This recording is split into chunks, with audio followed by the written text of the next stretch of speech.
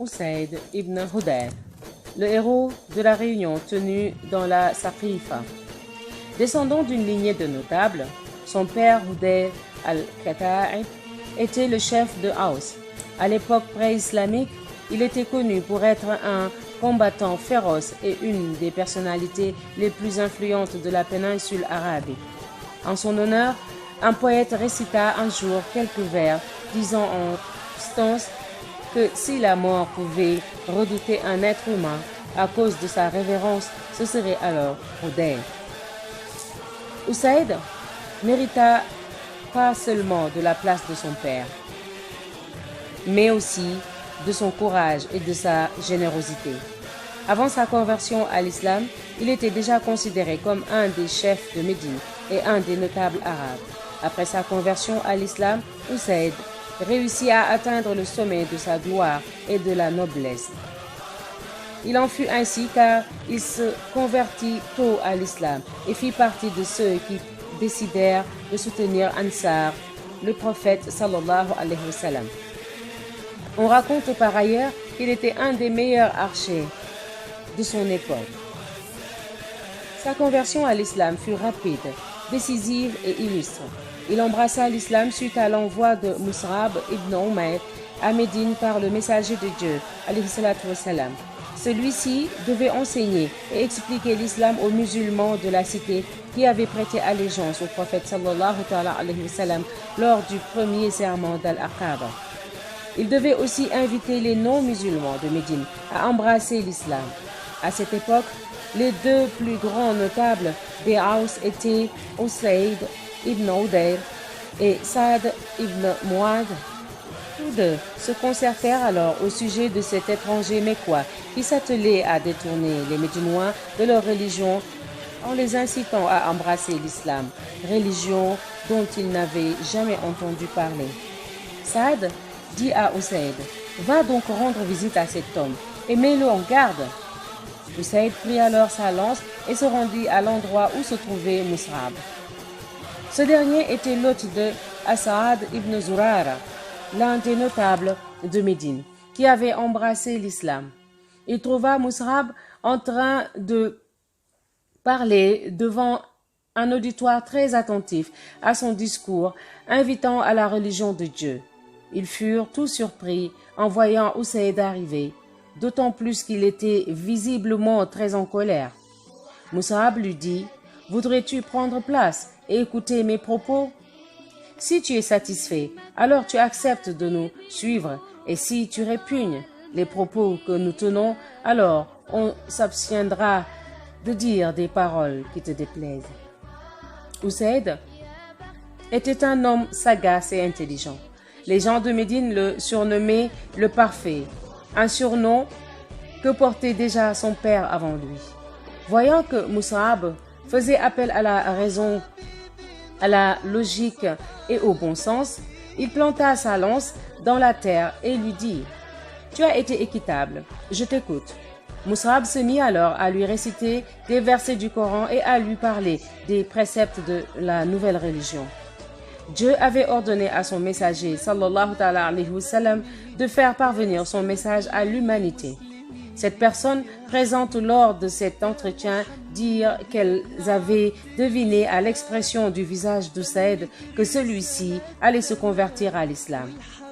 Elles avaient deviné son attachement à l'islam avant même qu'il ne s'exprime. Elles dirent, nous l'avons deviné à travers le rayonnement de son visage. Alors que Mus'ab finissait de parler, Usaid lui dit avec émerveillement, « Il n'y a pas plus belle parole que celle-ci. Comment fait-on pour adhérer à cette religion ?» Mus'ab lui dit, « Tu dois purifier tes vêtements et ton corps, prononcer la profession de foi et faire la prière. » Usaid était un homme droit et doté d'une forte personnalité. Il n'hésitait pas à suivre la vérité lorsque celle-ci se présentait à lui.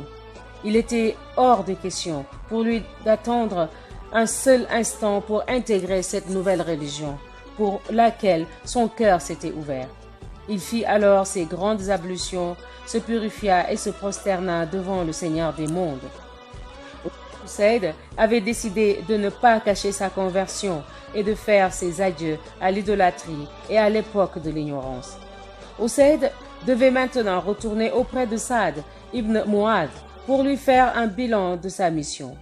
Il devait lui annoncer s'il avait réussi à stopper les agissements de Mus'ab ibn Umayr en le chassant hors de Médine.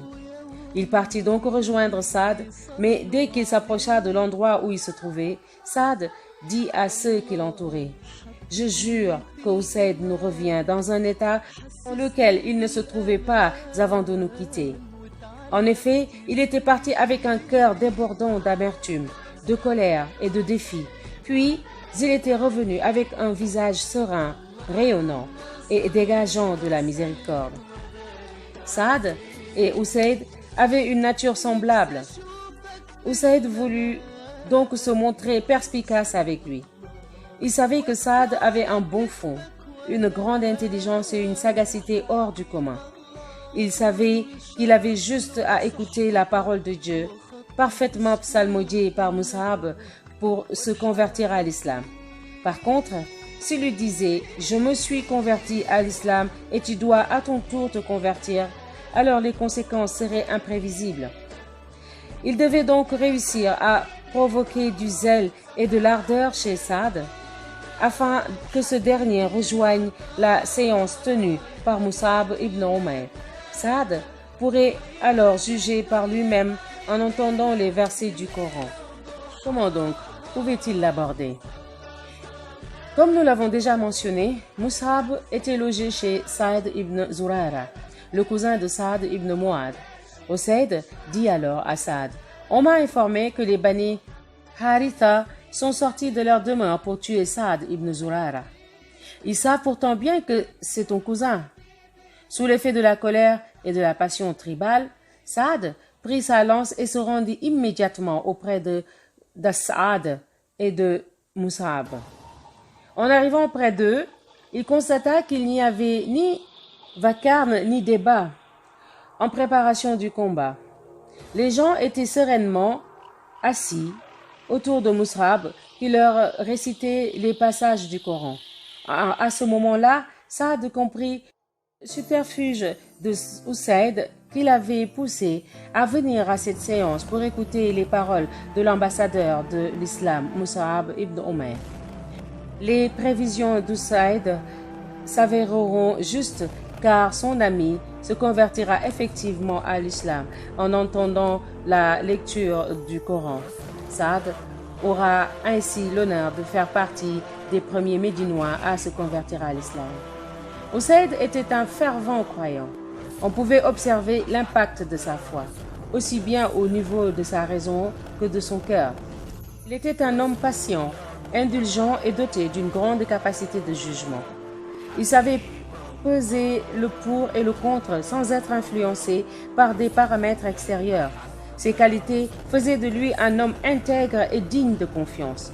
Lors de l'expédition contre les Bani al-Mustaliq, Abdallah ibn Ubay s'adressa aux Médinois musulmans qui l'entouraient en disant: « Vous les avez accueillis chez vous et avez partagé vos biens avec eux.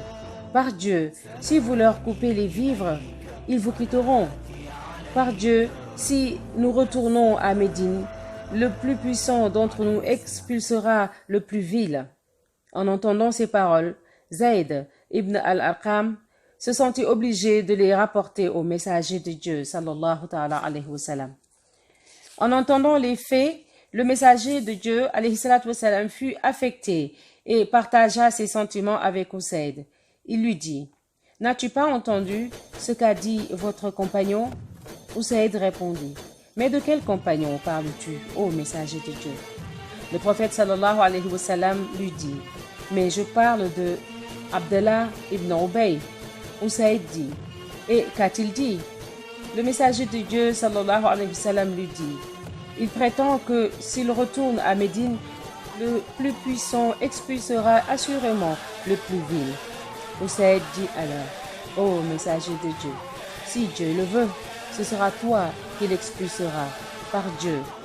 Tu es assurément bien plus puissant que ce vil personnage. » Il ajouta enfin: « Ô messager de Dieu, Traite-le avec indulgence, car par Dieu, Dieu t'a envoyé à nous, alors que son peuple s'apprêtait à le consacrer roi. Il pense que l'islam l'a privé de la royauté.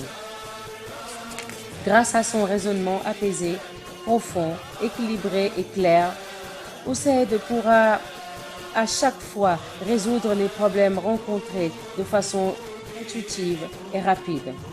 Lors de la rencontre tenue dans la Saqifa, suite à la mort du messager de Dieu, sallallahu ta'ala alayhi wa sallam, Usaid se montrera à nouveau très efficace, alors que les Ansar et à leur tête Saad ibn Obada déclaraient avoir le droit au califat et que la discussion commençait à s'enflammer.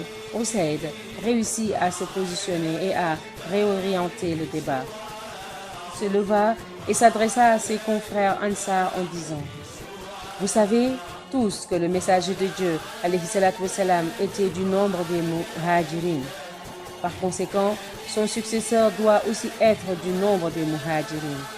Quant à nous, nous avons été les soutiens, Ansar, du messager de Dieu, sallallahu ta'ala alayhi wa sallam, et notre attitude ne doit pas changer envers son successeur. Ces mots d'Usaid venaient délivrer et apaiser les musulmans présents. Usaid ibn Hudayr consacra toute sa vie à la dévotion. Cet homme pieux servit la cause de Dieu avec ses biens et au détriment de sa santé. Il avait pour principe cette recommandation du prophète sallallahu alayhi wa sallam faite un jour aux Ansar: patientez jusqu'à ce que vous me rejoigniez près du bassin Haud. Grâce à toutes ces qualités, il était aimé et respecté d'Abu Bakr, d'Umar et de tous les compagnons. Enfin, soulignons que la récitation du Coran d'Usaid était particulièrement appréciée par les compagnons.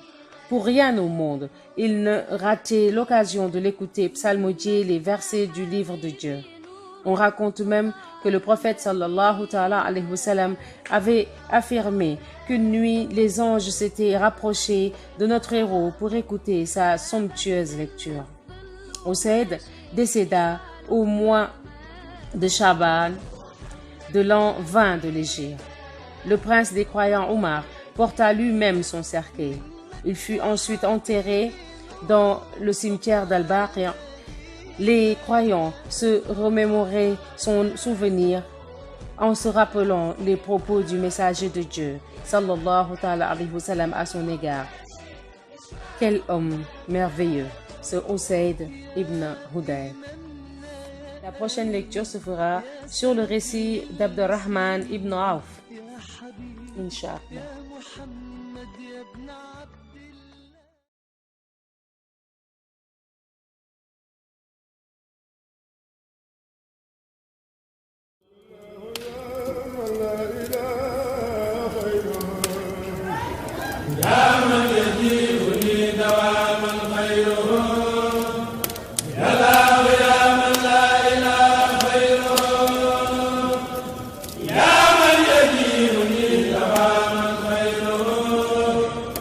صل وسلم سرمدا